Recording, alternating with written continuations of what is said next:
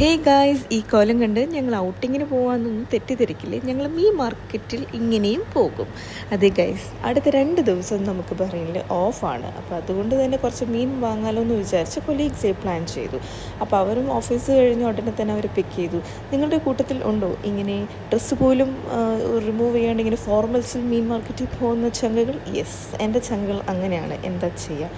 എന്നിട്ട് തിരിച്ചു വരുന്ന സമയത്ത് ചായയും കടിയും എൻ്റെ വക ആവട്ടെ എന്ന് അറിയാണ്ട് ടോൺസൺ പറഞ്ഞു. അപ്പോൾ ഞങ്ങൾ പറഞ്ഞു വേണ്ട, ഞങ്ങൾക്ക് അതിൻ്റെ ആവശ്യമില്ല, ഞങ്ങൾക്ക് ഡിന്നർ തന്നെ വേണം എന്ന് പറഞ്ഞ് അവനെയും ബാക്കിയുള്ള എല്ലാത്തിനെയും വണ്ടിയിൽ കൂത്തി കയറ്റി നമ്മൾ ഉള്ളതിൽ വില കൂടി ഗ്രിൽ ഷോപ്പിൽ തന്നെ ഞങ്ങൾ കണ്ടുപിടിച്ചിട്ടുണ്ട്. അത് ഞങ്ങളുടെ ഒരു കഴിവാണ്. ഒരാളെ ട്രീറ്റ് ചെയ്യാമെന്ന് പറഞ്ഞ ആ ആളെ എങ്ങനെ വേണമെങ്കിലും ഞങ്ങളങ്ങ് മുടിപ്പിക്കാനുള്ള കഴിവ് ഞങ്ങൾക്കുണ്ട്.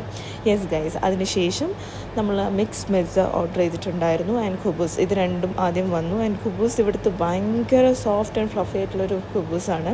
അപ്പോൾ നമ്മൾ അത് ആദ്യം തന്നെ കുത്തി കയറ്റുകയാണ്. ആൻഡ് എല്ലാവർക്കും ഭയങ്കര ഇഷ്ടപ്പെട്ടു. ഞങ്ങൾ ഓൾറെഡി നേരത്തെ കഴിച്ചിട്ടുണ്ടായിരുന്നു, പക്ഷേ ഇവന്മാർ കഴിച്ചിട്ടുണ്ടായിരുന്നില്ല. അതുകൊണ്ട് കൊണ്ടുപോകുമ്പോൾ ടെൻഷനുണ്ട്, അഥവാ ഫ്ലോപ്പായി പോയാൽ ഞങ്ങളുടെ നെഞ്ചത്തോട്ടം കയറുമല്ലോ.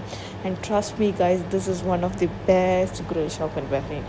ഇവർ നമ്മളെപ്പോലെ ഒരുപാട് മസാലകൾ കുത്തിക്കയറ്റി അങ്ങനെയൊന്നുമല്ല, ഒരു മിനിമൽ മാരിനേഷനാണ്. പക്ഷെ അതൊക്കെ ഭയങ്കര ടേസ്റ്റ് ആയിരുന്നു. അങ്ങനെ എനിക്ക് തോന്നുന്നു ഇതുങ്ങളൊക്കെ ഒരാഴ്ച പട്ടിണി കിടന്നാണെന്ന് തോന്നുന്നു ഞങ്ങളുടെ കൂട്ടത്തിൽ വന്ന്.